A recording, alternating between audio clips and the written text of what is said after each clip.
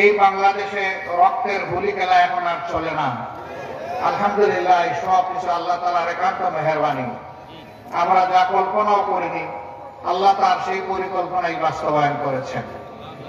আল্লাহ রাব্বুল আলামিনের দরবারে শুকরিয়া আদায় করার পাশাপাশি এদেশের আপামর জনগণ, প্রবাসে অবস্থানরত আমাদের দেশের সম্মানিত সন্তানগণ যারা আছেন, তাদের সকলের প্রতি আমরা কৃতজ্ঞতা জানাচ্ছি। 2006 সালের 28 অক্টোবর লগি বইটার তাণ্ডব দিয়ে মানুষ খুন করে আওয়ামী লীগ জানান দিয়েছিল তারা ভবিষ্যতে ক্ষমতায় গেলে এরকমই মানুষ খুন করবে।